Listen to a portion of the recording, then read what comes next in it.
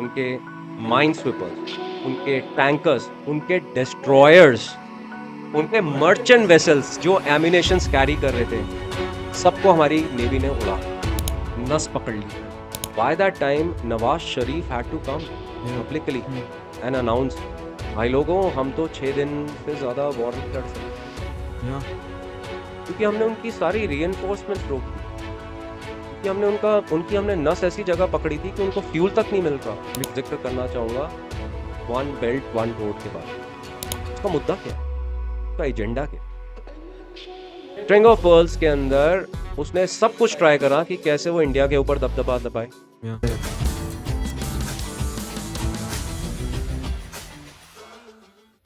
हमने Indian navy के बारे में बहुत सुना है about the way they are, about the way they operate and specially their involvement in the 1971 and 1999 war.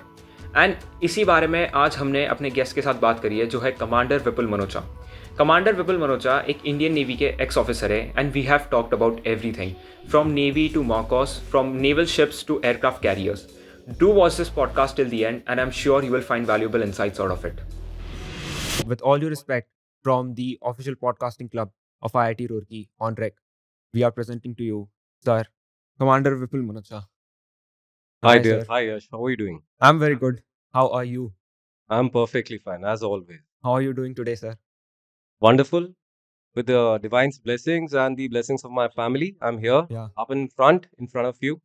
I still remember connecting to you, and I said that, I've always aspired to become a Marcos Commando, and therefore I have a very personal affection towards Navy, and that led me to gaining knowledge about war fields, battlefields, and especially about Navy. And that's how I stumbled upon your channel. And I must say that, watching the first video that I stumbled across was your podcast with Sir Vijaypal Rawat. And he himself has been a very long inspiration for me because he is a Marcos himself. But in that podcast, more than I could learn from him, no doubt that he is a excellent personality. I've learned from his watched several podcasts. But I thought that, I learned more from you. The questions that you asked, the insights that you gave was something exactly what I was looking for. And therefore, I decided that it would be great to have you on here and just to have a chat.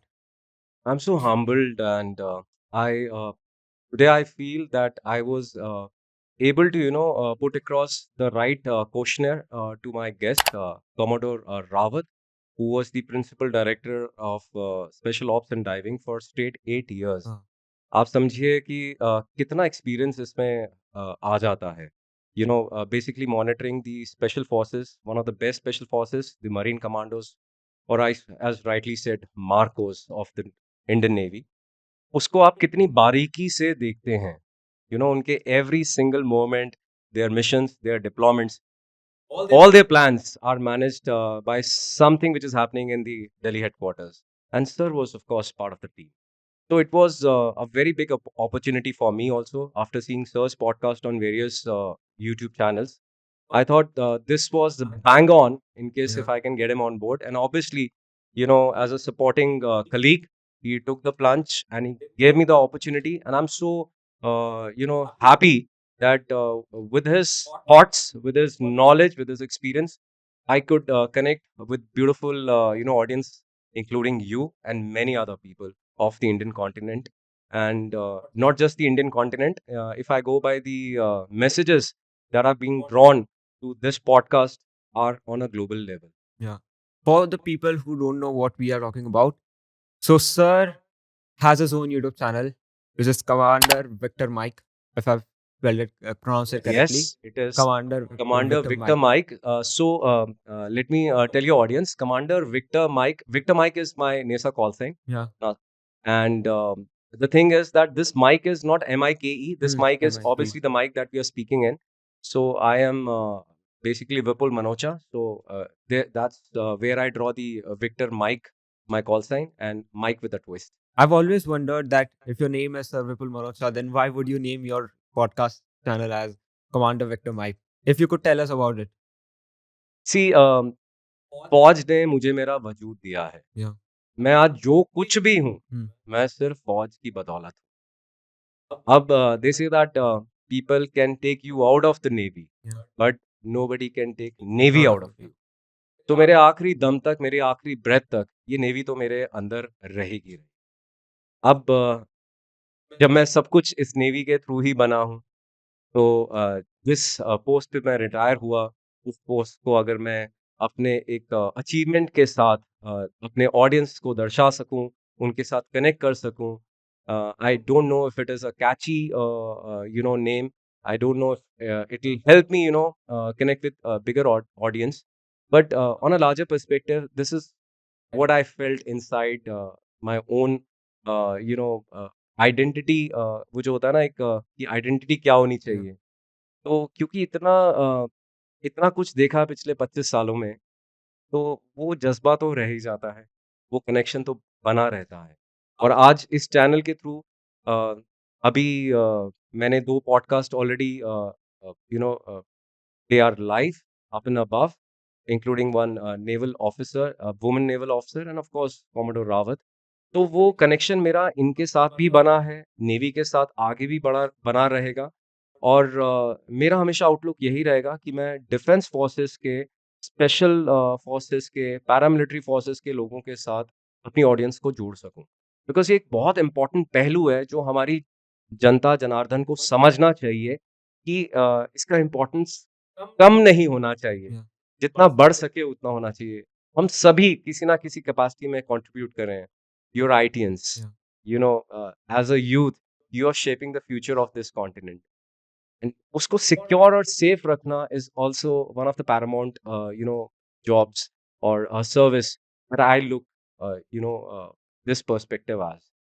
तो मैं अपने audience तक ये एक message भी पहुंचाना चाहता हूँ। और कमांडर विक्टर माइक से मुझे वो जज़्बा मिलता रहता है, वो कनेक्शन बना रहता है। Commander Victor Mike was your NASA sign, you said. It's a call sign, Okay, it's a victor call sign. Mike. Okay. तो when you say ABCD, it's like alpha, bravo, charlie, delta. Yeah. So when it comes to VM, Vipul Manocha, it becomes Victor Mike. Okay. So this was the name given to you by your Navy. What's the process? How you got this name? What I'm trying to tell you is that जैसे आप alphabets बोलते हैं, Yeah. ABC से लेके Z तक, Yeah. so every alphabet Hmm. को हम call science में जब बात करते Okay. हैं So V on stands a for on a Victor. global level, Huh. so it becomes Victor Mike for me. Okay. I get that now. ठीक है. Like you are Yash, Yeah. so it's Yankee. Okay. So Y is for Yankee. Yes. Okay. Let's start talking about. Do you recall your time when you decided to join the Navy? Because I've looked up your LinkedIn and you did your schooling, then then there was just you did your high school, and then straight away you picked up your undergrad in the Naval Engineering College. So I could not think of any as a defining moment. So was there any defining moment, or was it intrigued in you कि जाना है तो फिर फौज में ही जाना है? पहले मैं इस चीज़ का आंसर करूँगा कि मैं फ़ौज में जाना है और फ़ौज में ही जाना है, Yeah. ये इसकी कहानी क्या थी? Yeah.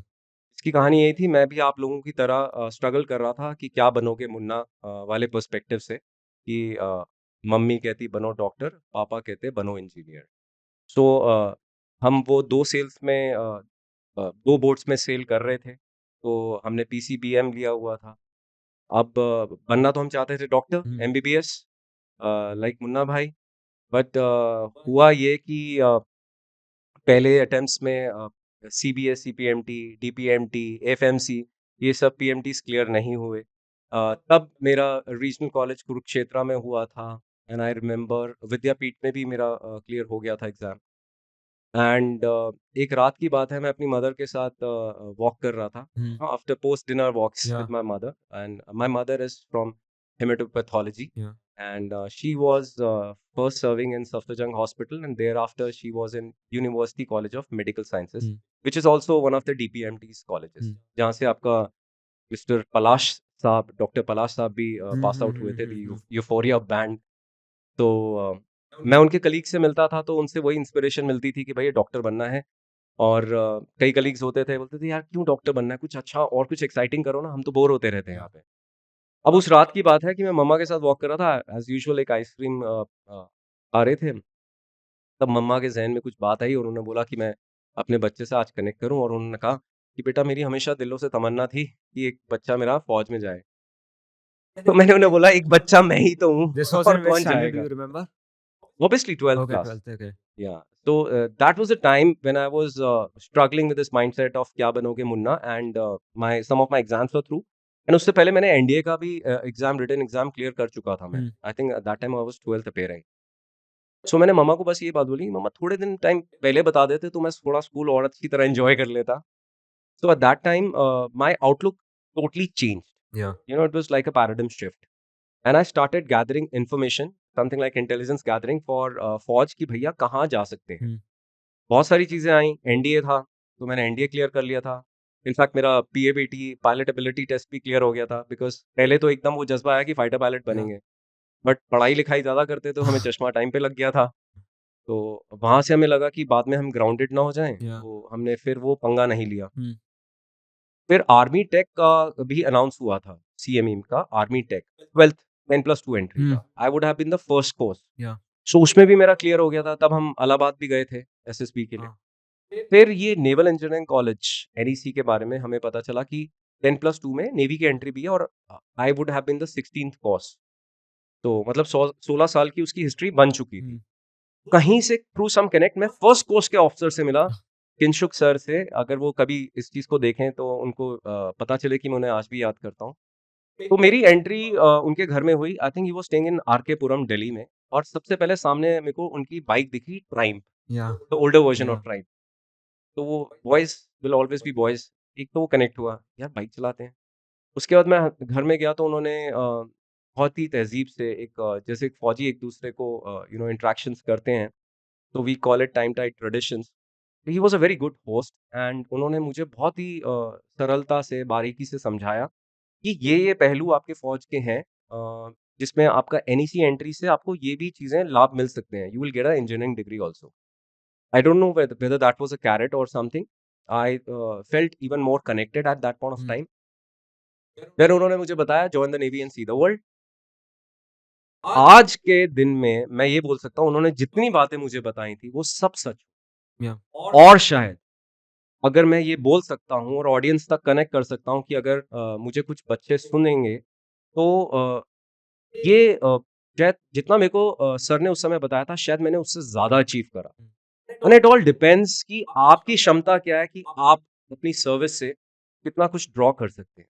Okay. Whether it is inspiration या whether it is anything in this world, वो सर्विसेज आपको एक प्लेटफॉर्म दे सकती है जो शायद आपको और भी दुनिया के और भी जॉब्स एंड अदर प्रोफाइल्स देते हैं. बट मैं सर्विसेज के बारे में जानता हूँ, मैं उसके बारे में बोलूँगा.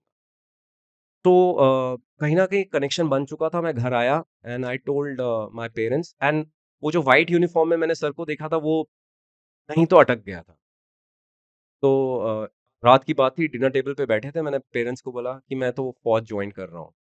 कई बार ऐसा लगता है कि जैसे वो लक्ष्य का ऋतिक रोशन था, Yeah. जिसने बोला कि बस मैंने तो फौज जॉइन करनी है. बाद में वो भी कंफ्यूज हो गया था. तो मैंने ये बात बोली, and I saw tears in my mother's eye, and I also cried and we all cried together. I think that was the defining moment that I realized कि I was totally into it to some extent, and वो अंदर आ चुकी थी. बस ये रह गया था कि अब किस जगह में जाना है, एनडीए में जाना है, आर्मी टेक में जाना है, नेवी में जाना है. तो जैसे सर ने वो कैरेट की Yeah. इंजीनियरिंग डिग्री की, तो, उन्होंने बहुत चीज़ें भी बताई थी कि how I would go to the Indian naval warships और हम किस कैपेसिटी में काम करते हैं. And unlike other forces, navy में आप एक शिप में जब काम करते हैं तो आप सब एक साथ होते हैं. तो अगर शिप डूबती है आप सब एक साथ नीचे जाते हैं. सो इट डजंट मैटर कि आपकी आप किस कैटेगरी से एंट्री कर रहे हैं. हाँ. So I think that help me in terms of the defining moment. There was a very viral reel of a very senior army officer. अच्छा. He said that he was ranked 17th in the IIT JEE exam, Okay. but he left IIT and he chose to join army. And Uh, at the end, he says that every other profession would give you something, some money, some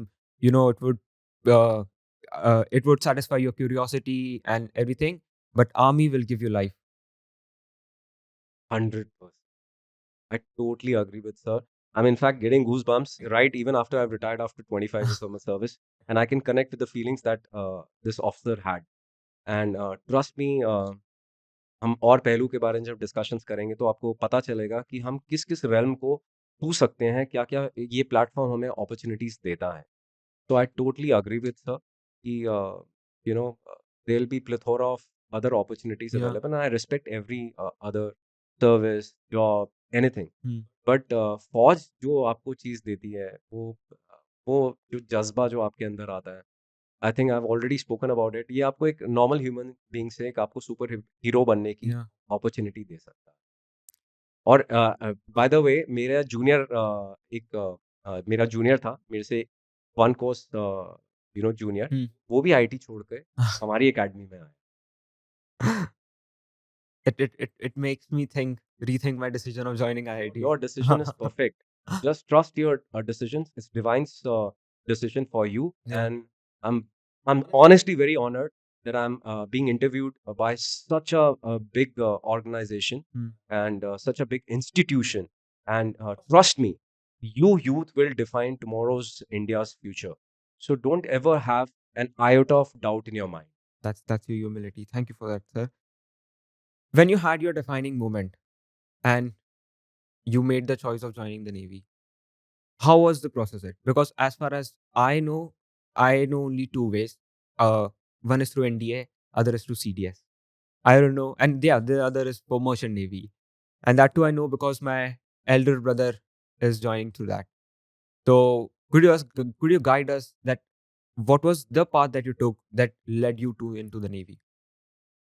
Okay, as I've given you a little brief about Army Tech, Yeah. Naval Tech, and the NDA and my PABT experiences.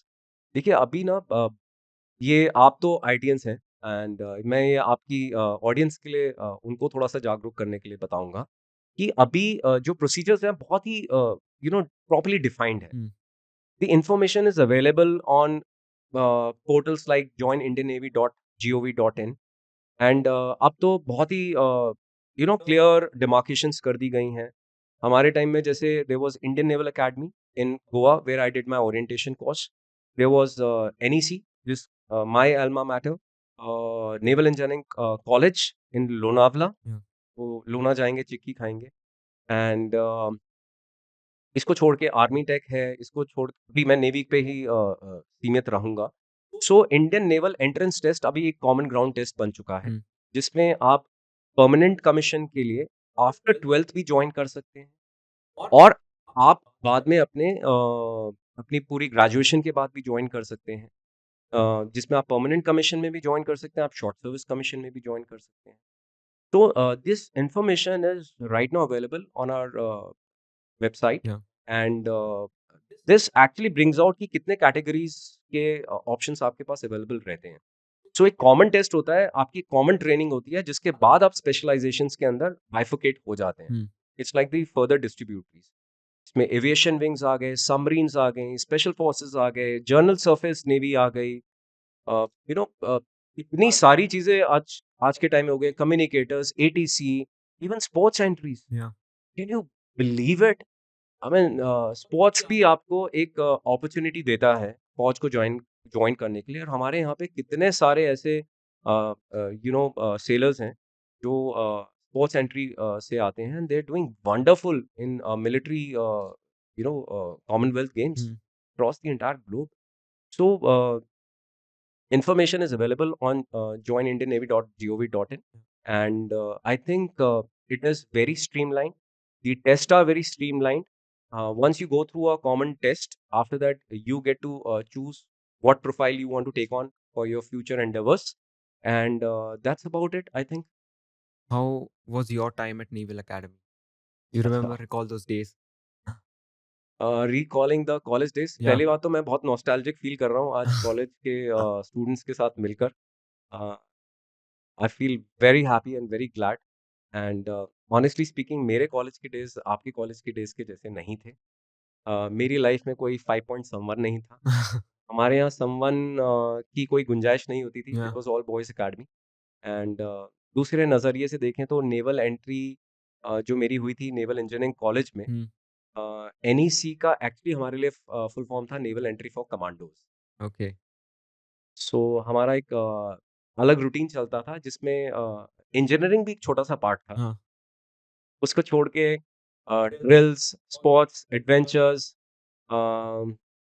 ये तो मैं official बातें बता रहा हूँ। हाँ so officially हमारे 2 timings होते हैं, एक होता है हैंड्स कॉल, एक होता है पाइप डाउन। हैंड्स कॉल मतलब ऑफिशियली आपकी सुबह हो चुकी हम्म, है ना? और पाइप डाउन होता है ऑफिशियली आपकी रात हो चुकी है। हाँ बट असली ट्रेनिंग पाइप डाउन के बाद ही स्टार्ट। अगर हमारे कुछ अच्छे दिन आने की हमें उम्मीद लगती थी, तो हमारे सीनियर्स होते थे जो हमारे अच्छे दिनों की वाट लगा देते थे। सो आपकी भाषा में जिसको आप कभी आपने रैगिंग वर्ड सुना होगा, हाँ तो हमारा रैगिंग वर्ड नहीं कहते थे, हमारा रगड़ा पट्टी होती थी। हम्म। तो उसमें लोग वैम्पायर वैम्पायर की हॉकी खेलते हैं, हम वैम्पायर की हॉकियाँ अपने बम्प्स पे खा रहे होते थे। और बहुत कुछ था या इस जर्नी में, and I must tell when I look back, these were honestly the most beautiful days of my life. Hmm जब वो ग्राइंडिंग चल रही होती है, ग्रिलिंग्स चल रही होती है, तब ऐसा लगता है अरे ये क्या हो रहा है यार, छोड़ो, भागो यहाँ से, निकलो। बट आज ऐसा फ़ील होता है कि सबसे पहले तो आपकी ईगो को तोड़ा जाता है, फिर आपको फिज़िकल चैलेंजेस दिए जाते हैं, फिर आपको मेंटल चैलेंजेस दिए जाते हैं। उसके बाद आपका अंदर का जो युवा होता है ना, वो एक अलग लेवल का बन पाता है। सो इसमें हमारे सीनियर्स का, हमारी अकेडमीज़ का, ऑफ़िशियल, अनऑफ़िशियल, व्हाटएवर इट इज़, उनका बहुत योगदान रहता है। तो आई मस्ट से दैट फौज actually makes man out of boys, and वो जज़्बा आज तक साथ है। कठिनाइयाँ आज भी आती हैं, ऐसा लगता है आज फिर हम किसी और अकेडमी में एज़ अ स्टार्टअप, या एंड क्योंकि वो चीज़ पास करी थी कहीं, वो चीज़ ज़हन में है, तो हमें पता है कि हम आज भी हम कहीं न कहीं अपनी नैया पार लगा लेंगे। I get it. I could recall. मैं बताऊँ, इफ आई मे टेल, मैं I came in college second day. हमारा 5-6 दिन ओरिएंटेशन होना था, ठीक है? And very nice, for the first time I have left my home, Mumbai to Roorkee, इतना दूर है, very nice, didn't know shit about college, कहाँ है, कैसी है, आई डिडंट इवन नो कैसे। तो अ वॉचमैन, सारे फर्स्ट ईयर के लड़कों को लेके a watchman used to guide us through the convocation hall for the orientation. And वो दिन मेरे पास मेरे सीनियर का मैसेज आता है कि देयर इज समथिंग, हमारे कॉलेज में there is a word known as chapo. Chapo stands for chai pakoda. It's the time when the seniors, after taking your ragging, they treat you with food and everything. या तो उसका मेरे पे मैसेज आता है कि आजा तेरी चापो सेट करते हैं, रात को 12 बजे रूम पे आ जाना। Very nice, didn't know anything, but I was like मजा आएगा। These were with the time that I would remember. I went in there, दवा की रैगिंग ली, बहुत ऐसे सब बहुत सारी चीजें कराई। At that point of time even I felt कि okay, I must have not come, या नहीं आना चाहिए था। But now that I look back and I feel that that senior is now like my elder brother to me. I can fall back at him at any point of time. It's like that. The bonding that those guys make during this tough time. There's a saying, no, keep. It's in the tough times that the strongest bonds are made. Correct.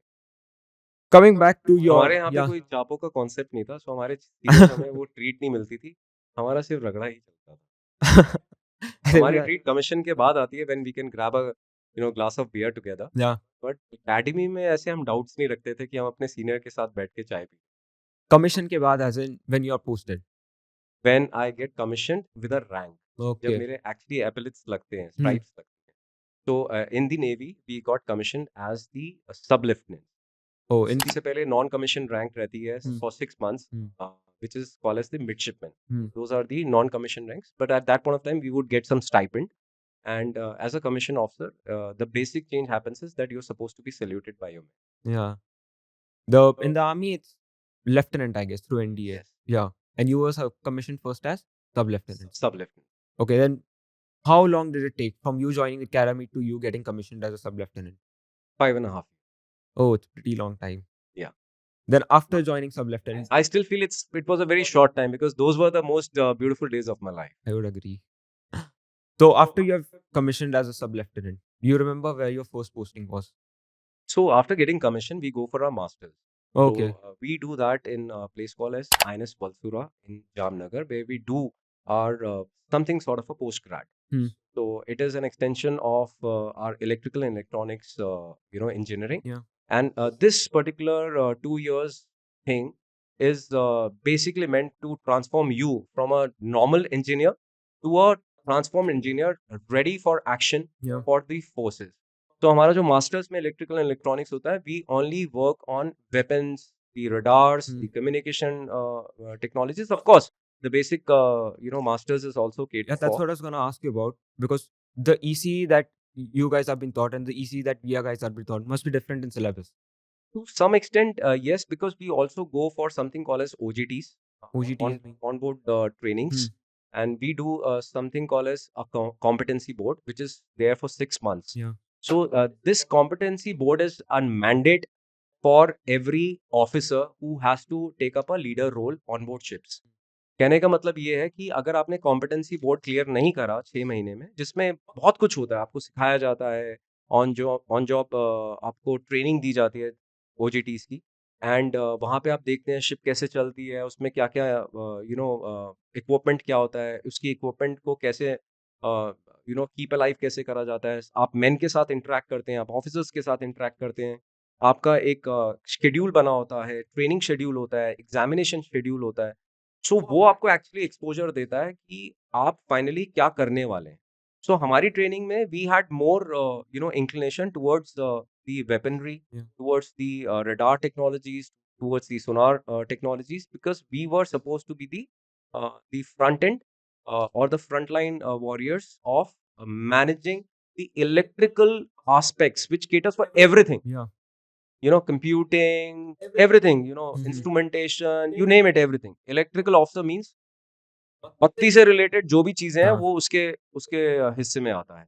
And जैसे आप में से एक mechanical के भी हैं यहाँ पे, तो मैकेनिकल से जो एक्चुअली रिलेटेड होता है उसकी ऑक्सिलरीज, मैकेनिकल ऑक्सिलरीज, वो सब कुछ उनके उसमें आता है कैटेगरी में।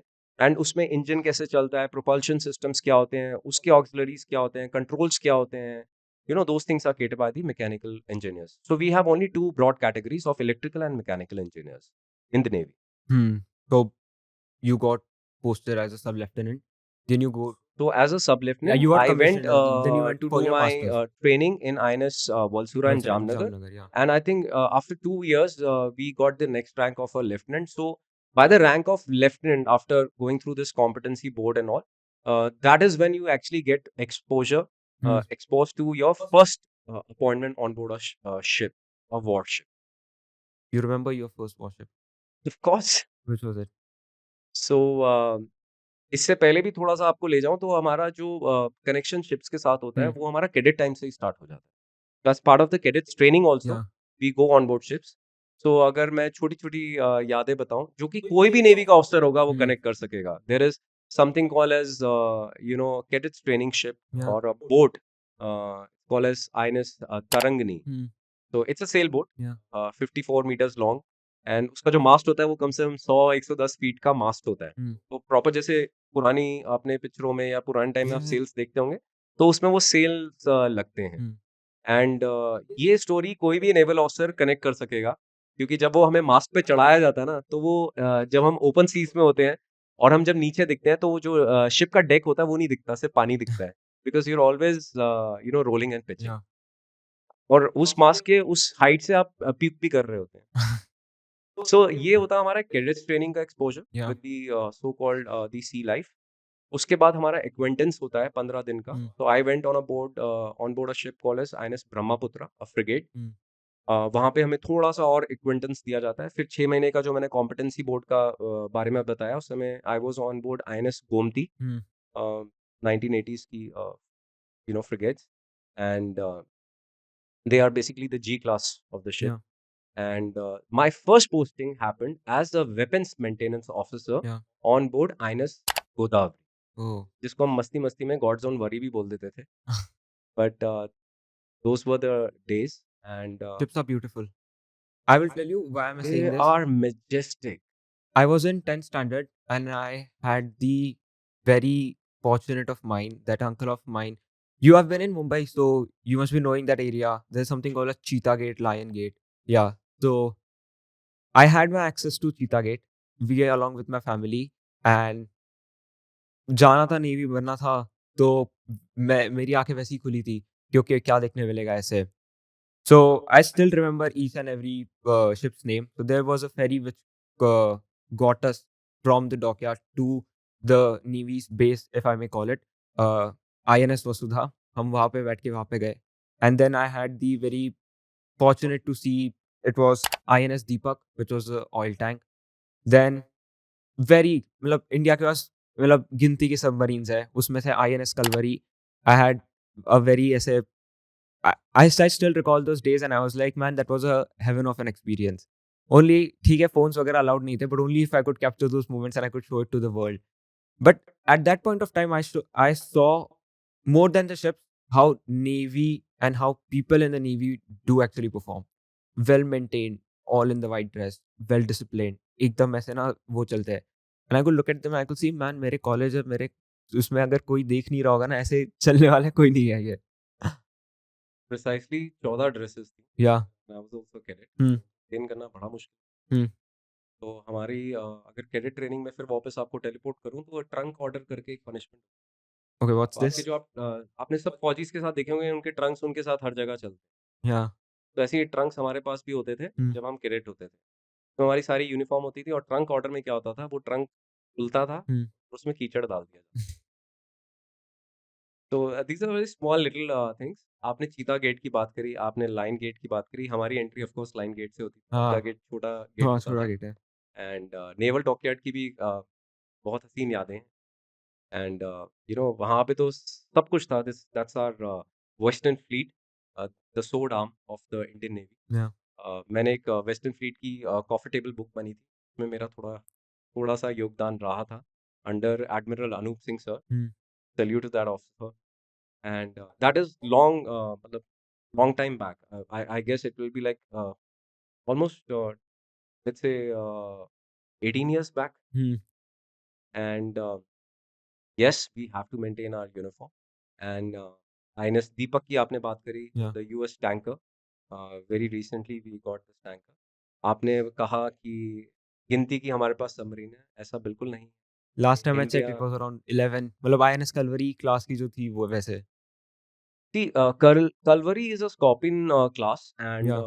French technology. And I think 2017 में Calvary class commission हुई थी. Hmm.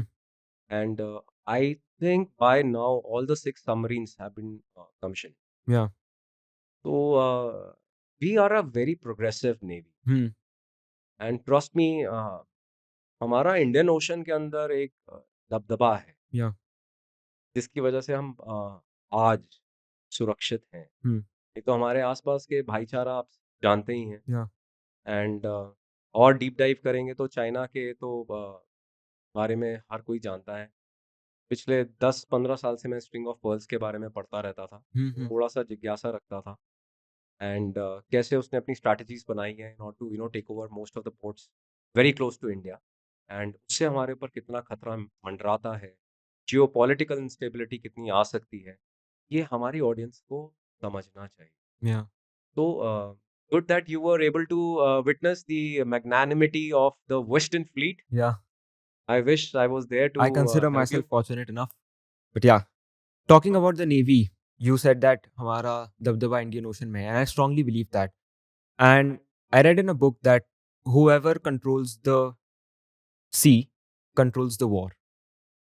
So I just want you to explain from your perspective that how important it is for a nation to have navy so that it can protect its borders, surround its enemies, and have an edge over the enemies in the war. Well, how does navy shape the war? I would put it across 100%. आपकी जो फौज की capability है, जो आपकी navy की capability है, वो डिफाइन करेंगी, कर चुकी भी है Yeah. और आगे भी डिफाइन करेंगे आपके फ्यूचर को. तो जिसको आप हम वन ऑन वन कॉम्बैट्स में हम फील नहीं कर पाते ना, Hmm. कि कितनी गोलियां लगी, कितना वो लगा. नेवी की जो मैग्नानिमिटी है, वो पता चलती है कि आप अगर एक ओशन में दबदबा अपना मेंटेन कर सकते हैं, तो आप वॉर पे तो कंट्रोल कर ही रहे हैं. Yeah. आपको इसकी ना बेसिक बारीकी में जाना पड़ेगा. आप एक चीज को समझिए, आपका जितना भी ट्रांसपोर्टेशन ऑफ गुड्स हो रहा है वर्ल्ड अक्रॉस, किसी भी चीज को पकड़, कार्स हो गई, एक्सपोर्ट इम्पोर्ट हो गया, ये सारा वाटरवेज के थ्रू हो रहा है. Hmm. आपकी पेट्रोलियम इंडस्ट्री कहाँ पे है? सब पानी में. Yeah. आपका बॉम्बे है, गुजरात के पोर्ट्स के पास के एरियाज़ हैं। अगर आपकी नेवी स्ट्रॉन्ग नहीं है, तो ये किसके पास रहेगा? आपकी है। आप स्पेशल इकोनॉमिक ज़ोन्स की बात करते हैं, ईज़ेड्स के बारे में बात करते हैं। आप कोस्ट लाइन से एक दायरे तक की बात करते हैं, कोस्ट लाइन के उस दायरे के बाद 20 किलोमीटर के बाद आप 200 किलोमीटर की बात करते हैं। अगर आपकी नेवी ही डगमगा रही है, क्या कंट्रोल कर लेगी? आज के टाइम में तो आपके जो नॉर्मल टेररिस्ट अटैक्स हो रहे हैं, Yeah. वो भी पानी से थ्रू एंट्री कर रहे हैं। क्या हम भूल सकते हैं 26/11? इंटेलिजेंस फेलियर्स या जिस भी चीज़ को बोले, कहाँ से आए? पानी से ही आए। अब आप उसको कोस्टल सर्विसेज बोल लें या आप उसको नेवी का रोल बोलें, उसमें तो हम बारीकी में जाएँगे तो सबके रोल्स अलग हैं। But the point two understand is कि आप अगर समुद्री आपका समुद्र में आपका जज़्बा, आपका एक दबदबा है, तो वॉर्स को आप ऐसे कंट्रोल करेंगे कि आपकी enemy I'll give you examples of two of our wars that have happened where Navy has played the pivotal role. 7199.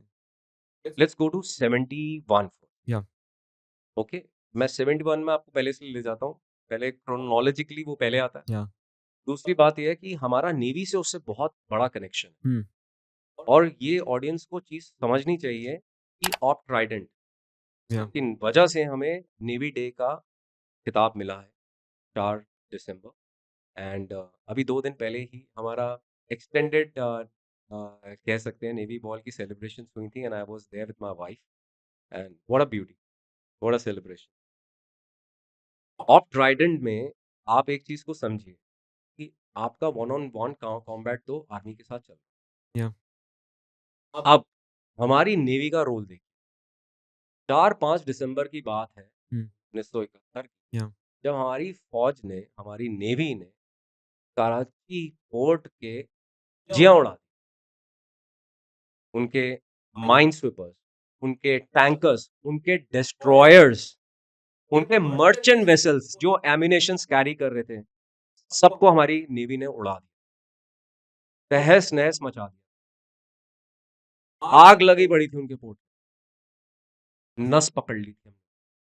और हमारा लॉस क्या हुआ था? नथिंग। ऑफ ट्राइडेंट के बाद अनदर एक्सटेंडेड आई थिंक उसके 7 दिन बाद हमने उस ऑपरेशन को कंटिन्यू करा था। And by that time Nawaz Sharif had to come Yeah. Publicly Hmm. And announce कि भाई लोगों, हम तो 6 दिन से ज़्यादा वॉर नहीं लड़ सकते, Yeah. क्योंकि हमने उनकी सारी रीइंफोर्समेंट्स रोक दी थी। क्योंकि हमने हमने नस ऐसी जगह पकड़ी थी कि उनको फ्यूल तक नहीं मिल रहा था। We cut it off their supply chain. Correct. और जितनी भी उनकी सप्लाई चेन है, वो पानी के थ्रू आती है। अब मैं 99 से पहले एक और इस चीज़ में ज़िक्र करना चाहूँगा, वन बेल्ट वन रोड के बारे में, जिसको आप चाइना के साथ जोड़ा जाता है। Yeah. आप सोचते हैं चाइना का क्या इसमें स्ट्रैटेजी है? आज की डेट में 2000 इफ आई एम में समिट 2013 से ये बात चल रही है ओबीओआर। उसने मेरे ख्याल से आज 80 से ज़्यादा 80 कंट्रीज़ तक वो जोड़ चुका है। और आगे मेरे ख्याल से वो 150 कंट्रीज़ को, मतलब टोटल 150 कंट्रीज़ को जोड़ेगा। उसका मुद्दा क्या है? उसका एजेंडा क्या है? स्ट्रिंग ऑफ पर्ल्स के अंदर उसने सब कुछ ट्राई करा कि कैसे वो इंडिया के ऊपर दबदबा दबाए। Yeah. ठीक है? अब उसको पता है कि कहीं पे कहीं न कहीं क्वाड बन चुका है, कहीं पे इंडियन नेवी का असर है, नीचे ऑस्ट्रेलिया का असर है, तो उसके लिए आराम से जीना तो है नहीं उसे। उसको चैलेंजेस तो मिलेंगे ही मिलेंगे। तो उसने ओबीओआर का कॉन्सेप्ट बनाया। इतनी सारी कंट्रीज़ को जोड़ रहे हैं। उसमें खर्चा देखिए आप, कितनी डेमोग्राफीज़ आती हैं, कितनी अलग कंट्रीज़ आते हैं, कितने माइंडसेट्स आते हैं। क्या वो आसान है? I don't. सो चाइना को ये रियलाइज़ेशन है कि अगर यहाँ पे कहीं किसी कंट्री का दबदबा है, तो उसे और चैनल्स भी खोलने पड़ रहे हैं।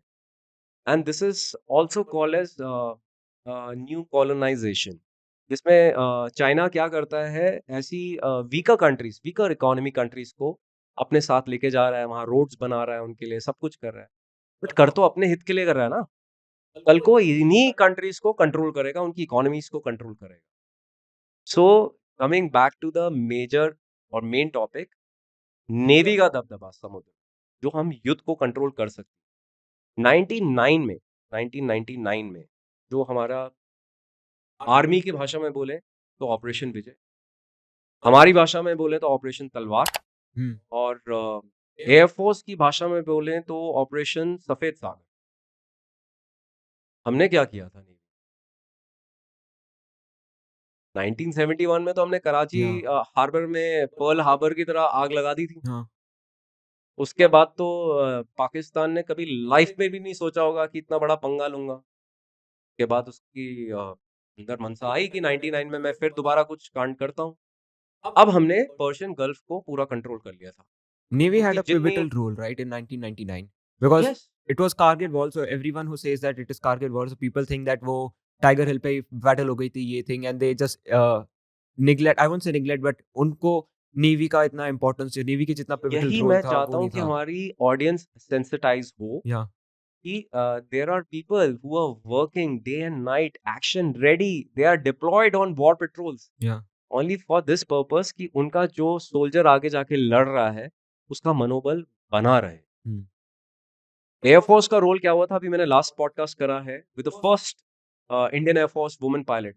उनसे मुझे बहुत कुछ जानने को मिला कारगिल वॉर के बारे में, जो अभी प्रोडक्शन में है। I hmm, think this week it will be out. yeah, navy का रोल, जो पर्शियन गल्फ का पूरा चैनल नेवी ने रोक दिया था, yeah, अगेन नेवी ने सारी सप्लाईज रोक दी थी।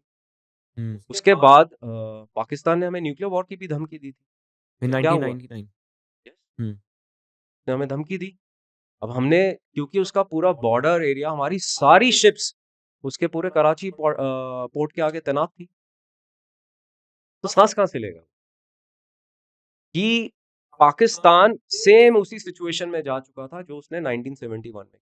Yeah, फिर इसलिए उसको घुटने टेकने पड़े। तो 99 में अगर हमने एक्टिवली बम पटाखे नहीं फोड़े, hmm, तो मतलब ये नहीं होता है कि इंडियन नेवी का रोल नहीं था, बहुत बड़ा रोल। hmm. ये जो दबदबा हमने समुद्र से बनाया, ये युद्ध का डिफाइनिंग मोमेंट था, जिस युद्ध को हम जीत पाए।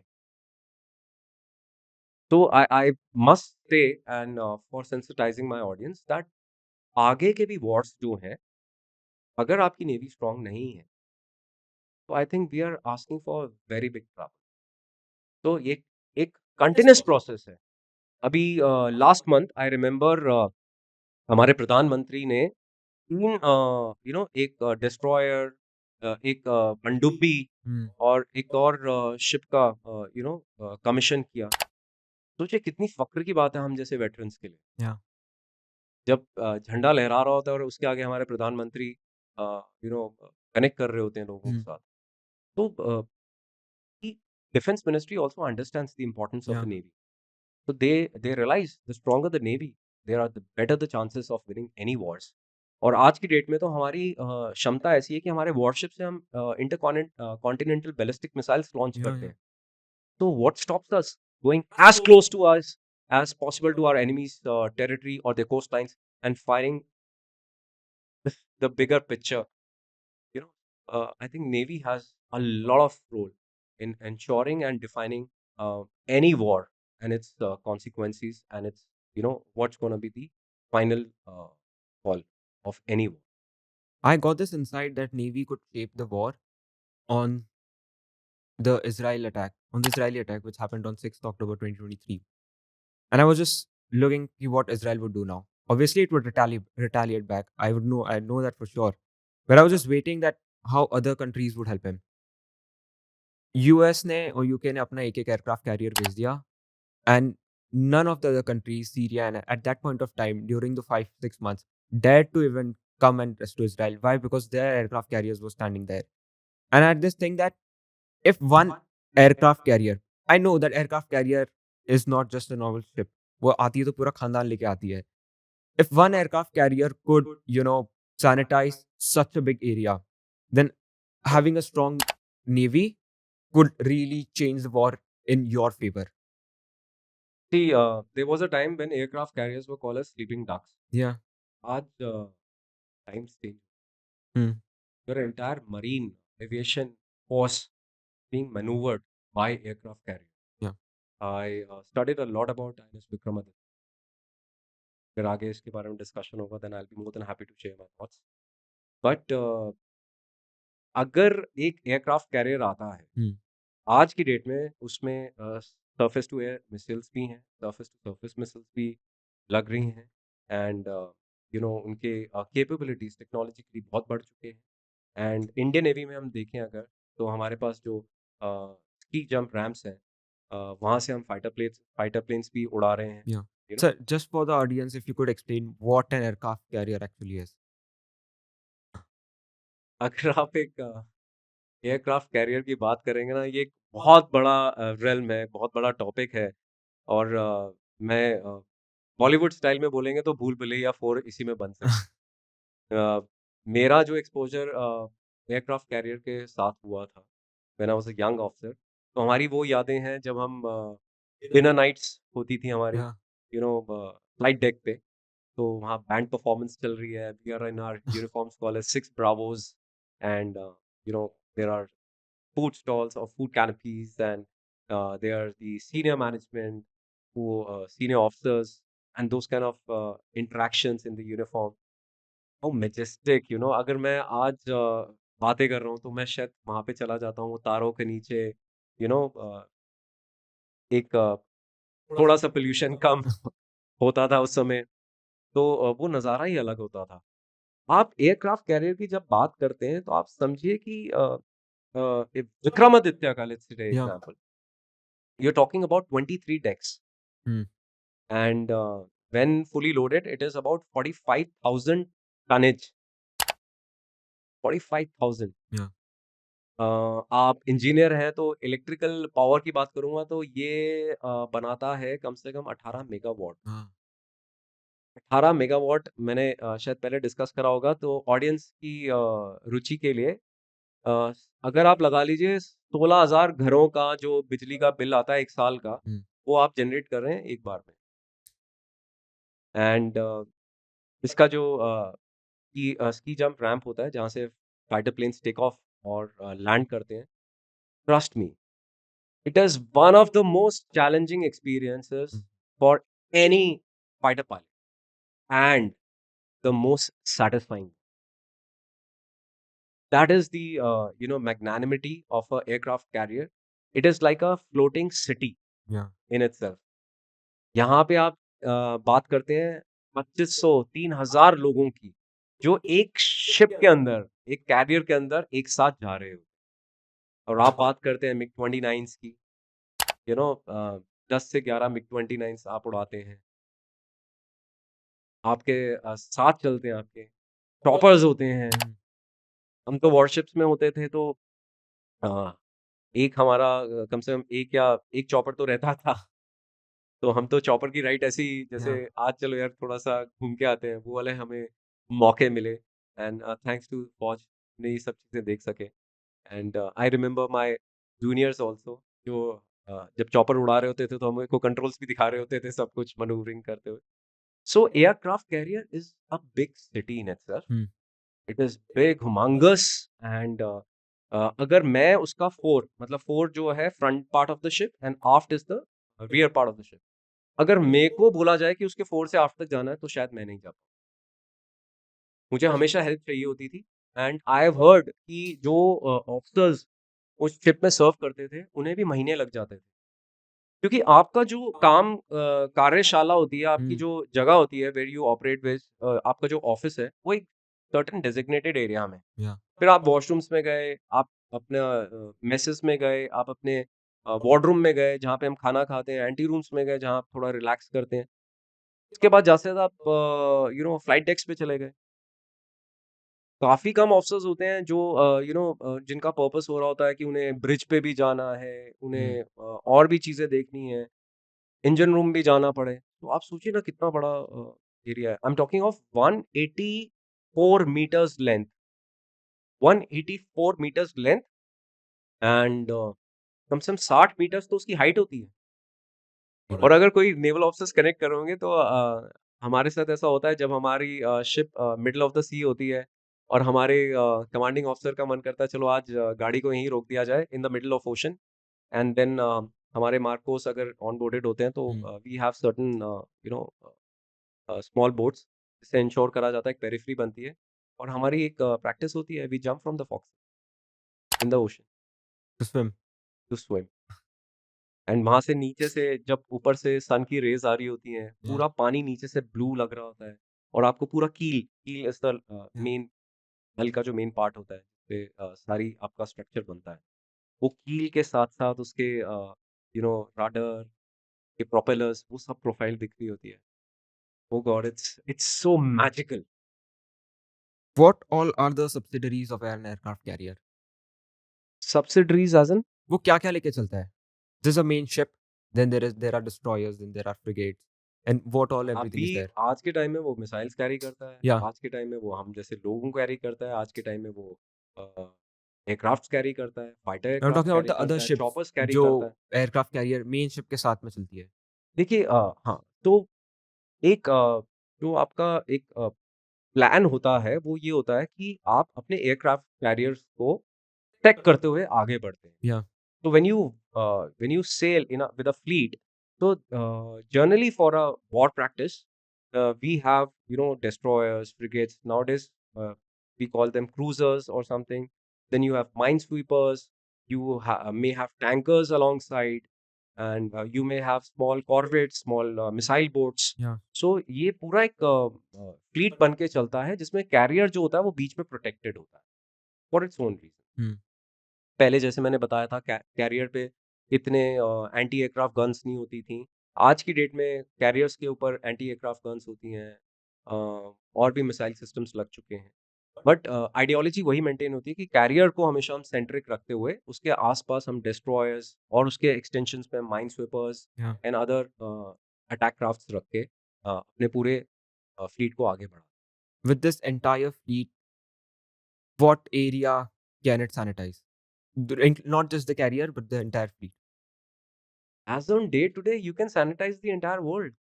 What stops you?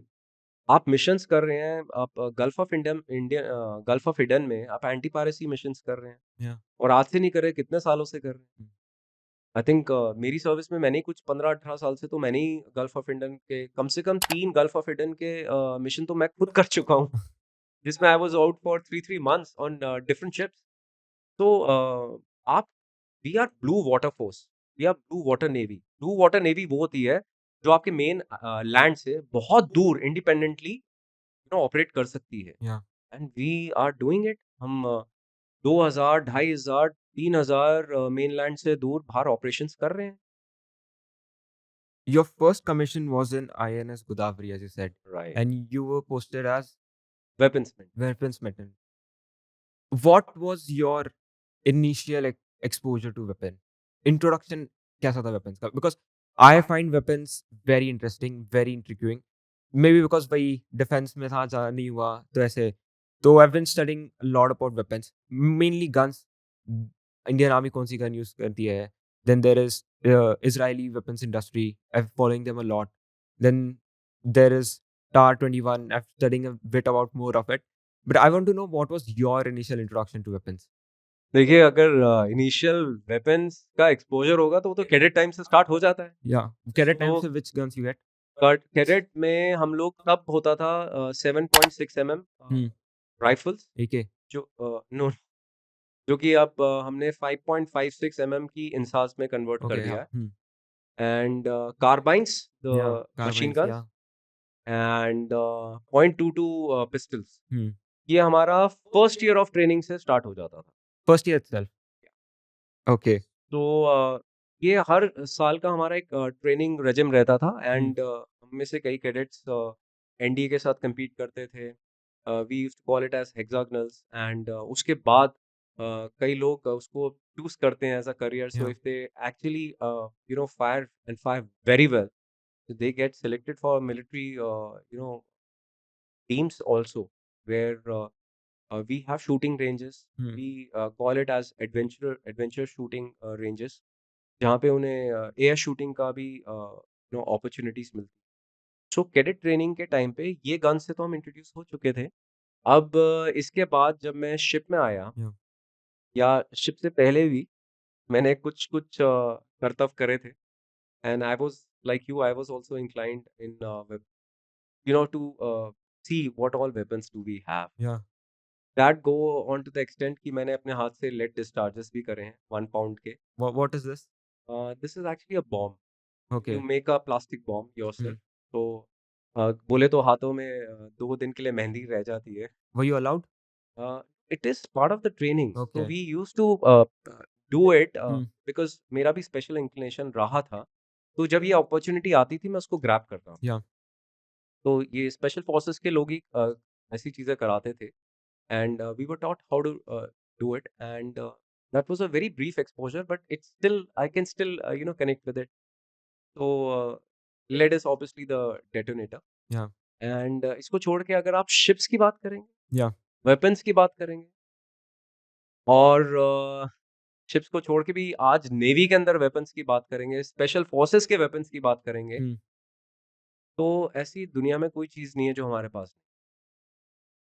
तो आई विल स्टार्ट कि शिप में आप क्या चीज़ों से डील कर रहे हैं। Yeah.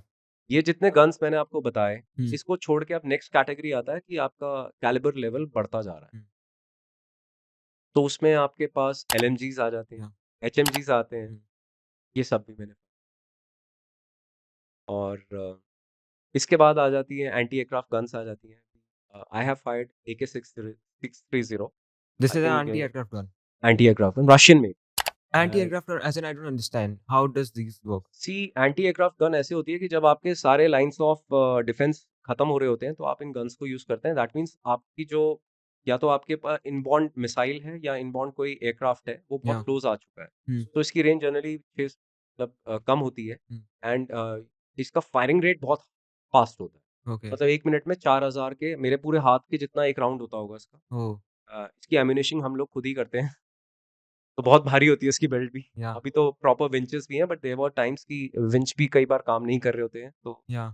मेहनत करनी पड़ जाती है, मुशक्कत करनी Hmm. पड़ती है। सो ये 1 मिनट में 4000 राउंड्स तक फायर हो जाता है। तो it makes a cloud. Hmm. ऐसा क्लाउड बन जाता है जो टू सम एक्सटेंट आपकी भाषा में बोलूँ तो एक ईसीएम टेक्निक ही बन जाती है। तो ये आपके इनबॉर्न मिसाइल्स और इनबॉर्न एयरक्राफ्ट्स को छन्नी करने की क्षमता रखती है। Yeah. और इसको छोड़ के हमारे पास एंटी सरफेस गन्स होती हैं जिनकी रेंज बढ़ जाती है, व्हिच इज़ मैंने काम किया था 76 कैलिबर की गन्स में। It was a Swiss company called as Oto Melara. अभी और भी गन्स हैं, एके मतलब 100 एमएम्स के कैलिपर्स की हैं। तो ये गन जो होती है आपके शिप के फॉक्सल मतलब फ्रंट एंड में वहाँ पे घर करती है। Yeah. एंड बिल्कुल शिप के जो 4 वाला जो पार्ट होता है उसमें सामने ही लगी होती है और उसमें उसको एक क्लियर होराइज़न चाहिए होता है। तो इसकी रेंज काफ़ी होती है। सो जब हमारा शिप टू शिप कॉम्बैट होता है Yeah. वन ऑन वन, तो हम एंटी शिप गन को भी यूज़ करते हैं। सो आपकी AK-630 हो गई, आपके एंटी सरफेस गन्स हो गए, ये हो गए गन्स, Yeah. ठीक है? अब इसके बाद आती है मिसाइल्स की कहानी। Yeah. मिसाइल्स में as on day today we have surface to air missiles, you name it, from Barak, the long range Baraks, Yeah.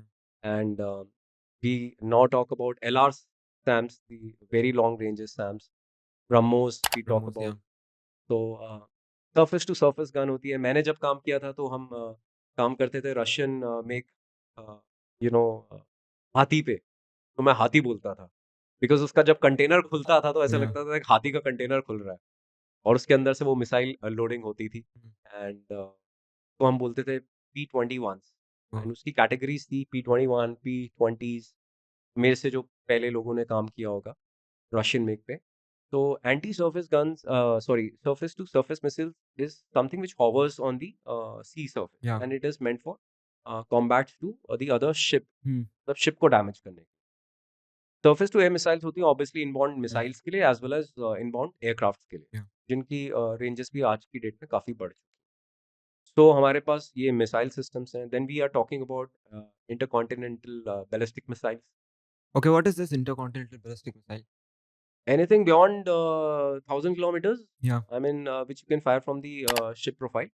And it is purely basically एक कॉन्टिनेंट से दूसरे कॉन्टिनेंट में जाने के लिए Hmm. अभी तो चाइना ने तो 5,000 किलोमीटर्स की बैलिस्टिक मिसाइल्स बना चुका है. I तो there uh, are ship based versions of various ballistic missiles. yeah. जैसे आपने अग्नि के बारे में सुना हाँ. होगा, आपने और मिसाइल्स के बारे में सुना होगा. So we also have L&T is doing a great work with the Navy from many years. मेरा डायरेक्ट एक्सपोजर नहीं हुआ बट क्योंकि मैं थोड़ा सा पढ़ता रहता था तो उसके बारे में Hmm. मेरी थोड़ी जागरूकता थी. इसको छोड़ के you have to understand we have a proper marine aviation force. So when I say that, we are talking about air-to-air missiles also. Oh, yeah. I may not remember or recollect the names because मेरा direct Hmm. Exposure नहीं था. But हमारे जितने भी fighter planes हैं, उनके पास भी तो एयरबॉर्न मिसाइल्स हैं. Yeah. इसको छोड़ के torpedoes, Yeah, torpedoes. you know, torpedoes are launched from the submarines. Torpedoes are launched from the ships also. Yeah. And at this point of time, we have submarines firing surface cruise missiles. That's what I was gonna come to. I've read this thing ki, let's just say two countries are fighting, and if one country decides to go for the nuclear war and they bomb the country, ठीक है, पूरा nuclear war खत्म हो गया, there is no army left, nothing. But still, the other country has a chance back to take the revenge and to strike back. Why? Because they would have their naval vessels into their ocean, which would carry the nuclear missiles. Is that I true? Think आपने एक series थी the last ship, वो देखी होगी नहीं आपने. नहीं series नहीं देखी. I've read this somewhere. I don't recall it where I read it, but I've read this No, somewhere. I've seen that series जिसमें न्यूक्लियर वॉर हो चुका है, Yeah. everything has come to a standstill and there are still some ships that are Hmm. maneuvering across the globe through the waterways and they're trying to revive the population. Yeah. And see, this is a hypothetical. I may not be the right But person is to it true comment. that ships do carry nuclear missiles? I don't think so, and I don't have that kind of knowledge. Okay. And if they have it, I think it's going to be a very confidential thing. Okay, I get it. You are telling about the intercontinental missiles. Yes, एक continent से दूसरी continent तक आपको किसी enemy को चोट पहुंचानी है तो Hmm. हमारे पास वो कैपेबिलिटीज होनी चाहिए. तो we have already developed 1000 above kilometres range missile Yeah. As on day today. You mentioned that when you were in the ship, there were Marcos with you. Were they always or at any instances? See, MARCOS की onboarding होती है special mission. Yeah. अगर हम anti piracy mission के लिए जा रहे हैं Hmm. इसका मतलब हमारे साथ मार्कोस ऑनबोर्ड आ रहे हैं.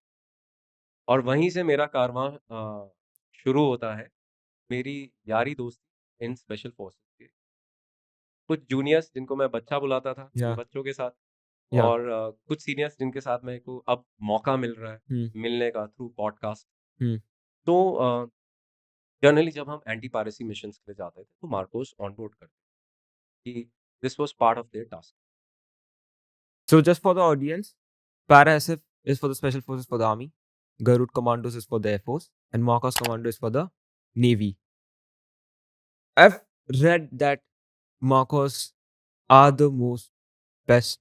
I wouldn't say the most best, but how should I frame it? The best special forces in the world. What would you say on it? Like my senior had told me, the few, The the fearless. fearless, and the mean fighting machine. Yeah. And I must sensitize your audience Hmm. कि हमारे Marcos दुनिया के सबसे best special force. ऐसी कोई चीज़ नहीं है जो हमारे मार्कोस नहीं कर सकते. They are train for 4 dimensional warfare. उनकी ट्रेनिंग में 4 डायमेंशंस में उन्हें ट्रेनिंग मिलती है. चाहे वो पैराट्रूपिंग हो गया, Yeah. चाहे वो normal one on one combats हो गया Hmm. धरती पे, है ना? और चाहे वो पानी के सतर्क पे एक फास्ट अटैक क्राफ्ट्स के थ्रू उनको अटैक करना पड़ता है, किसी शिप में जाके, किसी वेसल में जाके. और उसको छोड़ के जो उनका एक्चुअल गोताखोरी जिसे कहते हैं, Yeah. उनका जो एक्चुअल प्रोफेशन है वो है अंडर वाटर जाके माइन डिमोलिशंस, Hmm. माइंस लगाना. Hmm. अभी तो इतनी सारी टेक्नोलॉजीज आ गई हैं जो हम देख चुके हैं कि आप कैसे ऑपरेट करते हैं, कैसे अ, अपनी एनिमीज के टेरिटरीज में जाके घुस के आप माइंस लगा के भी आते हैं. मार्कोस के तो ये 4 dimensions. Yeah. And see, I have respect for all the special forces Hmm. across Hmm. the globe. And I have very high regards for our parasites. I Yeah. have very, very high regards for Marcos. Specifically, my connection with Marcos has been all during my life in the Navy. Yeah. तो वो connection तो आगे भी बना रहेगा. Yeah. अभी I'm trying to reach out to special forces, पैरासिफ के officers से मैं मिलने की कोशिश Hmm. कर रहा हूँ. I will definitely invite them on my podcast, जिनसे मैं बहुत कई चीज़ें समझ सकूँ, सीख सकूँ, जिसके बारे में मुझे भी शायद नॉलेज नहीं हो. But in terms of Marcos ऐसा कोई वेपन नहीं है जो हमारे पास नहीं. आप AK-47 की बात करते हैं, मैंने भी फायर. Hmm. आप MP5s की बात करते हैं, मैंने भी फायर. आप X95 की बात करते हैं, मैंने भी फायर करा. And the beautiful weapon. और हमारे मरीन कमांडर्स के पास ये सब चीज़ें हैं. आप स्नाइपर राइफल्स की बात करते हैं, आप पिनाका की बात करते हैं, आप इजरायलियन मेक्स की बात करते हैं, आप Yeah. फिनलैंड की बात करते हैं, आप यूएस की बात करते हैं. हर एक चीज़ है हमारे मार्कोस के पास. और सबसे बड़ा के पास जज्बा भी, fighting. Yeah. So I think that defines anyone to become the deadliest special force in the world, and As the as saying they goes, say, the yeah, few, the fearless. the few and the fearless. A very senior Navy officer was asked this question, whether it's US Marines the better or the Indian Marcos, and he just replied with one line by saying, "सारे जहां से अच्छा Hindustan." I respect that answer. Talking about the fights, you were a weapons maintenance officer, but I'm pretty sure that whenever there is a chaos, it's spread all across the ship. There is no one particular segment that is just handling the chaos. The chaos is distributed, whether like it's just in the war.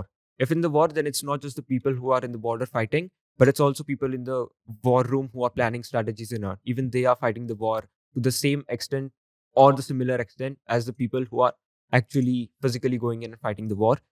Do you remember handling your first chaos? And if so, what was it? If you may can share. I don't call it chaos. I call Yeah. it an opportunity. Okay. It's an interesting way to look at it. Yeah, because देखिए हमें train किस लिए किया है.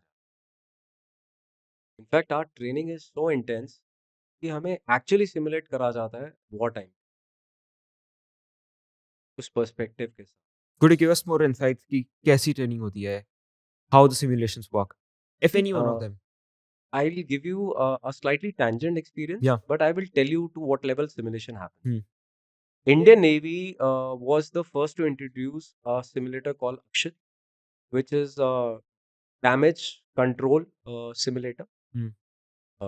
मोटे मोटे शब्दों में बोलूंगा कि अगर मान लीजिए कि आपकी शिप पे टॉर्पेडो ने हिट कर दी. Hmm. शिप में छेद हो रहा है, Yeah. पानी अंदर घुस रहा है, Hmm. तो आपका क्या एक्शन? अब आपको इसे रियल टाइम सिनेरियो में आपको सिमुलेट करना है और अपने ट्रेनिंग को आगे बढ़ाना है. तो वी हैव सिमुलेटर्स जिसमें आपको ये एग्जैक्टली सिनेरियो रियल टाइम में दिया जाता है जहां पानी भरता रहता है Oh. और शिप भी हिलती रहती है Hmm. क्योंकि आप पानी में है, Yeah. स्टेबल तो नहीं है. तो आपकी शिप रोल और पिच भी कर रही है, पानी भर भी रहा है और आपको डैमेज कंट्रोल भी. Yeah. तो आप समझ सकते हैं कि एक रियल टाइम सिनेरियो की जो ट्रेनिंग चलती है वो उसी लेवल से उसी इंटेंशन से कराई जाती है. देखिए थोड़ा फर्क तो हमेशा होता है True. कि जब आप पानी आज की डेट में यहाँ सिमुलेटर में Hmm. जब पानी आपके सर के ऊपर से जाएगा तो कोई रोकने वाला है. Yeah. बट एक्चुअल सिनेरियो में Hmm. There will be nobody. Yeah. After that it will be your encounter with the divine, Hmm. जिसके बारे में आज तक तो हमें पता नहीं चला कि क्या है, वो एक अलग ही रेल्म है. Yeah. टनल इफेक्ट और समथिंग.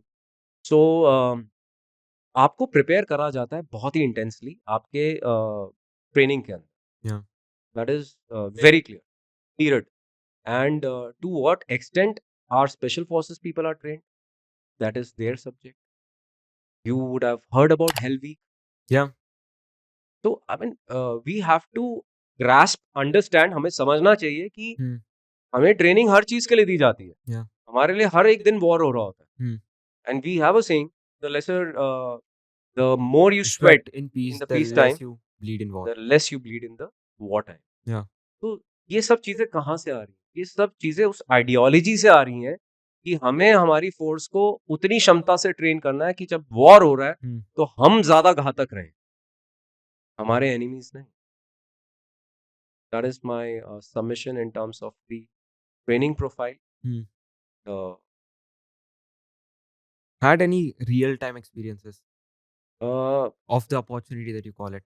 Actual में कुछ ऐसा adventurous हुआ? I won't say adventurous, but just dangerous हुआ हो?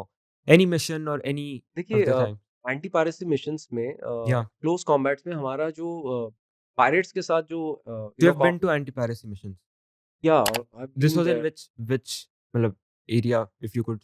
Gulf of Aden. Okay. So we used to carry out this mission from point A to point B between let's say Salalah in Oman to Djibouti in African continent. और ये चलता रहता है 3 महीने के लिए. Yeah. एक टाइम के बाद थोड़ा बोरिंग हो जाता है बिकॉज़ You do आप this जस्ट सेल for कर रहे हैं. anti-piracy कि हमारा जो स्टॉक जाता है यहाँ से. नहीं ऐसा होता है कि वर्ल्ड की नेवीज़ डिसाइड करती हैं. Okay. ये कोलैबोरेटिव अप्रोच होती है जिसमें हर एक नेवी का एक रोल आता है, एक टाइम पीरियड आता है जब हर एक नेवी को अपना हर एक कंट्री की नेवी को अपने शिप्स भेजने होते हैं. Okay. बिकॉज़ पायरेसी किसी का वेट नहीं कर रही होती ना कि अब जाके कोई नेवी नहीं भेजेगी तब Yeah. हम अटैक करेंगे. ये लोग भी पायरेसी में लगे रहते हैं. Yeah. कॉन्स्टेंटली लगे रहते हैं और Hmm. हम लोग भी लगे रहते हैं कि हम मर्चेंट वेसल्स को बचा सकें.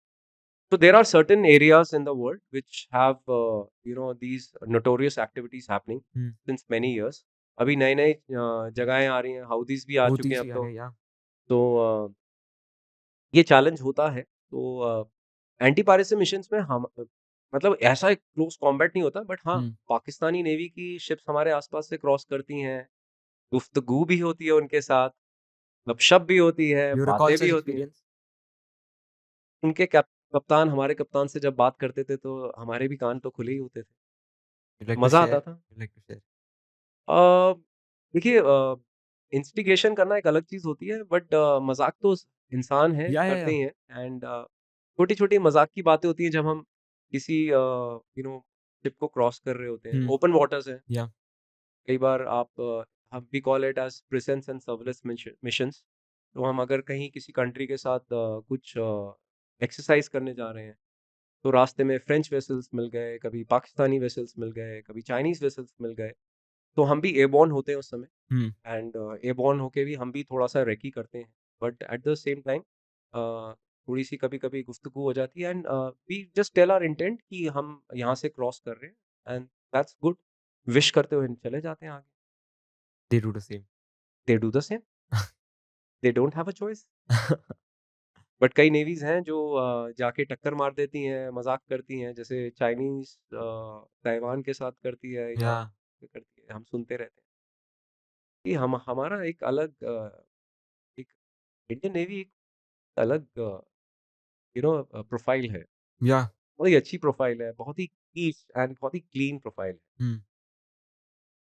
सो इन मिशंस को छोड़ के अगर मैं बोलूँ कि अपने पैर पे कुल्हाड़ी मारने वाली बात होगी तो कुछ एडवेंचर की दुनिया में मैं छलांगे मारता रहता था. Yeah. So this included my small stunts with the static para jumps, paragliding and और भी मैंने काफ़ी चीज़ें करी हैं in terms of basic mountaineering, advanced mountaineering, summits, underwater diving courses. तो कुछ यादें हैं जैसे पैराग्लाइडिंग के अंदर कुछ नियर डेथ वाली फीलिंग्स आ चुकी थी. And If you could share those experience. या एक बार ऐसा हुआ था कि मेरा कम्युनिकेशन लिंक मेरे इंस्ट्रक्टर से फेल हो गया था. Yeah. तो उसके अगले दिन मुझे मैं उस माइंडसेट से चल रहा था कि आज भी शायद कम्युनिकेशन फेलियर होगा. उस दिन there something called as B lines का टेस्टिंग्स होती हैं पायलट एबिलिटी में which is actually I went on to do P3 pilot course. तो E3 लाइन्स को आप तब पुल करते हैं जब आप एक्सपेक्ट करते हैं कि आपको क्लाउड सक कर लेगा आपके कैनोपी को. तो you actually purposely break your canopy and जब ये ब्रेक होता है तो आप एक्चुअली एक फ्री फॉल ले रहे होते हैं. Yeah. अब उस समय मुझे ऐसा लगा कि मेरा सैटेलाइट कम्युनिकेशन मतलब मेरा कम्युनिकेशन फेलियर हो चुका है क्योंकि मेरे इंस्ट्रक्टर की कोई आवाज़ ही नहीं आ रही थी. तो मुझे लगा यार आज तो फिर पंगा हो गया. अब मैं फ्री फॉल हो रहा है मेरा और मैं टेंशन में आ रहा हूँ धीरे-धीरे. पहली बार हो रहा था. तो मैंने बी लाइन्स एकदम झटके से छोड़ दी. उसके बाद ये था कि मैं ऊपर था, मेरा कैनोपी नीचे था, एक पिवट बन चुका था. Hmm. जैसे प्रॉपर पेंडुलम पिवट बनता है. बस उस दिन शायद डिवाइन ने मेरे को बचाना था या क्या करना था, कुछ नीचे से हवा का झोंका आया जो कैनोपी को ऊपर पुल कर गया और instead of going directly into canopy मैं नीचे आ गया उसी पिवट। तो एक तो वो था Yeah. टाइम जब लोगों ने बोला था कि मेरे इंस्ट्रक्टर को ये बातें बोली गई थी कि यार तुमने किसी को एरोबेटिक्स के लिए बुलाया है क्या? एक बार ऐसे हुआ था कि मैंने कुछ ज़्यादा फास्ट रन कर दिया था इन द वैली, तो मेरा कैनोपी ब्रेक हो चुका था, मैं फिर भी दौड़ रहा था। उसके बाद से उन्होंने मेरे को चीता बुलाना स्टार्ट कर दिया था। And luckily as with divine's blessings उस दिन भी किसी तरह कैनोपी दोबारा टेक ऑफ कर गया and I was running so fast Yeah. कि आई डिडंट स्टॉप। और आप जब आप डाउनवर्ड फॉल ले रहे होते हैं Hmm. किसी भी माउंटेन रेंज में when you are about to take off for your gliding, तो वो जो आप दौड़ रहे होते हैं ना उसमें आप फिर रुक नहीं सकते। Yeah. इसको छोड़ के para jump, static para jump was much comfortable and ये कुछ यादें जो मेरे साथ जुड़ी रहती हैं Static ऐसी। para jump is the same, na? They take you in the airplane and then ask you to jump. Yes, तो मेरा स्टैटिक पैरा जंप हुआ था इंडियन एयरफोर्स के साथ Yeah. And that's when I got exposed to AN-32s and You remember your first jump? E-11s। You जी sir. remember your first jump? Actually first jump में आपको कुछ याद नहीं रहता क्योंकि आपकी आंखें बंद रहती हैं। Yeah. बस आपके उस्ताद का पीछे से आपको पुश आता है। यस, आपकी मसल मेमोरी बहुत काम करती है, इसलिए फौज आपको इस एडवेंचर के लिए पहले बहुत ट्रेन करती है Hmm. बिकॉज़ आप आसमान में आप अकेले हैं। Yeah. It is not a tandem jump. Hmm.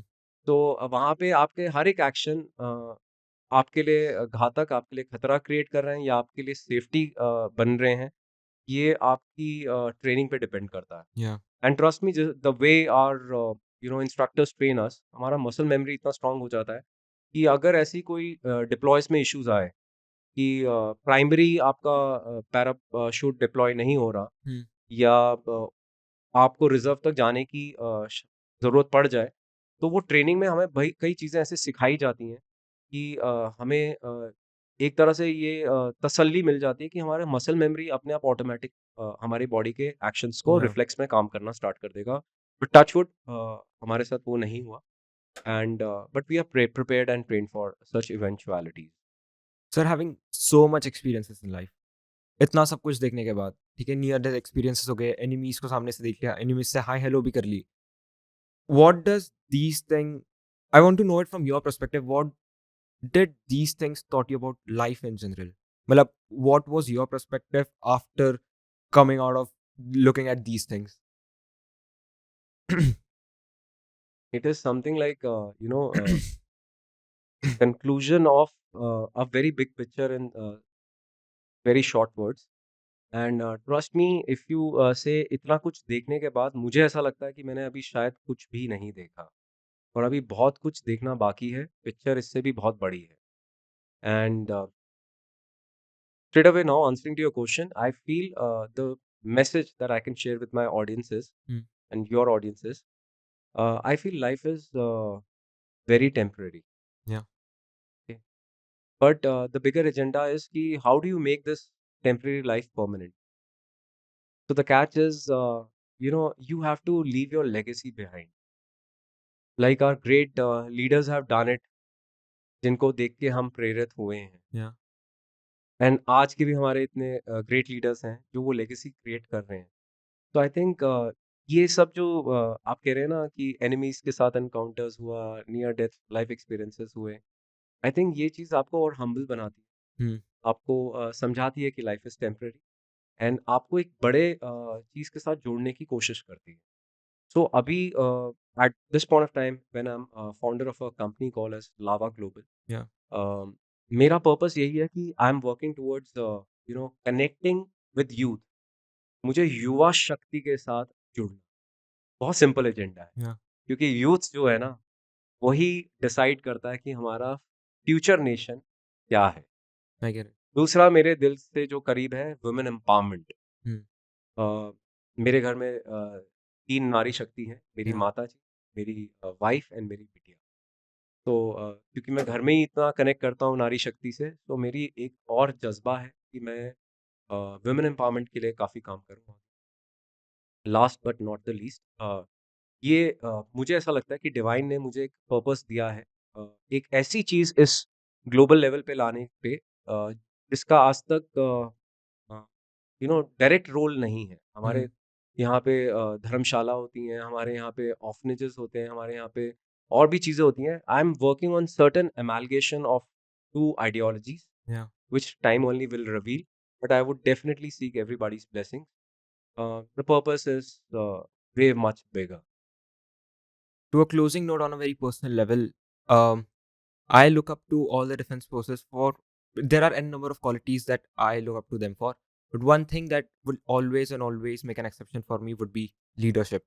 And I want to quote Major Vivek Jacobs' experience on it. He was going with his company, and they were a small troop. They were going, and he narrates as he narrates that पीछे से एकदम से पीका machine gun का fire चालू हो गया, and everyone suddenly lied down. They were with their weapons. Everyone was lying down, and at that instant, Major Vivek Jacob thought that the guy who gets up now and shoots back is the leader of this group. There is no hierarchy. There is no that he has better rank. He's in more in hierarchy than me. But the guy who gets up first in this battlefield and starts shooting, because looking at him, the other people will get up and start shooting, will lead this group. Coming from you, sir. मैं इस पे एक छोटी सी बात add करना Yeah, चाहूँगा। please. I connect with Major Jacob. Yeah. He's the founder of an organization Claw. called as Claw. अभी 4-5 दिन पहले मेरी जेकब सर से बात हुई थी, and he's working on a bigger picture, and I'm supposed to be meeting him in Jim Corbett very soon. जिस गहराई से सर ने बताया, शायद मैं उस गहराई से बोल सकूँ, ना बोल सकूँ। बट मैं इतना ज़रूर कहना चाहूँगा कि yes, the leaders are made in the war times, the leaders are made in the real battles. Point ये नहीं होता है कि उस समय जब फायरिंग हो रही होती है, who is the strongest and who is the smartest. I understand you have to have guts, you have to have brains to manage and lead a team. But इससे बड़ी चीज़ एक और होती है कि how beautifully you ensure, you make sure that your team is comfortable. वो कहते हैं ना, जब hardest is hitting you, Yeah. आप कितने कूल रह रहे हो ना, वो डिफाइन करता है आपके लीडरशिप के पहलू को। आपके साथ जो लोग होते हैं ना, उनको अगर शाहरुख खान की भाषा में बोल सके ना कि मैं हूं ना, Yeah. वो फीलिंग अगर आपने दे दी ना कि मैं हूं ना, तो आप एक ट्रू लीडर है। तो सिर्फ खड़ा होना, बैठना, shining like a phoenix out of the ashes, these things definitely connect us to the bigger picture. But अपनी टीम को वो जज्बा देना कि मैं हूँ, and it means a lot. आप एक स्टेबल माइंडसेट के साथ बात कर रहे हैं, आप स्टेबल माइंडसेट के साथ एक बड़ी पिक्चर को देख पा रहे हैं। ये चीज़ें डिफाइनिंग मोमेंट्स होती हैं एक लीडरशिप को देखने की, उसको उसको समझने की। So, with my due regards to my elder brother, Major Jacob, Yeah. I would love to have him on my podcast. He's busy, uh, but I guess this message which he has mentioned is, amplified with small little things that I've added on, and मुश्किल होता है ऐसे समय में खड़ा होना बहुत और मुश्किल होता गोली है. खाना। I can relate it. On a very closing note, sir, at the end, is there anything that you want to tell to the youth, including us, including our team, and including the audiences which they are watching? कहीं underline तो मैंने बोल ही दिया था Yeah. कि youth is the future of the nation, and मैं बस यही कहना चाहूँगा कि वो छोटी-छोटी जो पल होते हैं ना आपके, जहाँ पे आप कंप्लेनिंग नेचर के साथ एक अपना दिन स्टार्ट करते हैं कि आज पानी गरम नहीं Yeah. मिला, आज खाने में नमक कम था। अ, हम सोल्जर्स की लाइफ में ना ये सब चीज़ें मैटर नहीं करता। हमारा जो देश का सोल्जर होता है ना, वो 20,000 फीट पे भी दाल-रोटी में अपना गुज़ारा चलाता है और खुश भी रहता है। मेरी आपसे बस एक यही गुज़ारिश है, आपसे एक छोटी-सी रिक्वेस्ट है कि please do enjoy every single moment that you have in your life. Specially to the IITians जो ये पॉडकास्ट को होस्ट होस्ट कर रहे हैं। I see you guys with such high regard. You are the people who are going to be defining the entire technical regime and the entire future of our country to a very large extent. Your wings are spreading. You are taking over as the CEOs of the biggest mega giants of technical per se, companies across the globe. So you are already rocking it, man. The only thing is कि ये जो छोटी-छोटी complaints हैं, इनको just भूल जाइए, इनसे और बड़े बनिए। अपनी ज़िंदगी के एक्सपीरियंसेस को हमारे साथ शेयर करिए, हमारे मंच पे भी आइए एंड बहुत ही खुशनसीब हैं हम सब, जो हम सेफ हैं। उस सोल्जर की वजह से जो 24 घंटे दाल-रोटी में वहाँ पे ड्यूटी कर रहा है, उसकी फैमिली की वजह से जो उसको परेशान नहीं कर रही। So please do enjoy every single moment of your life, that you're going through at this point of time, and ये यादें आपकी बाद में आपको याद आएंगी, आपके साथ रह जाएंगी, आपको आगे की लीडरशिप ट्रांसफॉर्म आप कल के लीडर्स हैं, वो ट्रांसफॉर्मेशन ऑलरेडी स्टार्ट हो चुकी है। आप हम जैसे कई लोगों को इंस्पायर करते हैं और आगे भी करेंगे और मेरे यूथ को जो जिनसे मैं हमेशा कनेक्ट करना चाहता हूँ, मैं बस यही बोलूँगा कि कठिनाइयाँ आती जाएँगी, हमें बस उनको फेस करना है, हर एक चैलेंज को फेस करना है एंड वो जो एटीट्यूड होता है ना, this shell also pass, Yeah. वो एटीट्यूड के साथ आगे बढ़ते चले जाना है एंड मैं तो हमेशा यूथ के साथ कनेक्टेड रहूँगा टिल माय लास्ट ब्रेथ। आप मेरे साथ अगर कनेक्ट करना चाहें, commander Victor Mike is always available. With that being said, sir, thank you so much for doing this. It was an honor having you. Pleasure, and looking forward to do this more, sir. Thank you Thank so you. much. Honor is all mine. I feel really blessed that I was given an opportunity like this to come on this platform and have a small little interaction with you. And I'm always open to have future conversations with such amazing people like you. Of course, the youth. Thank you, sir. This was a pleasure. Thank you so much. Thank you.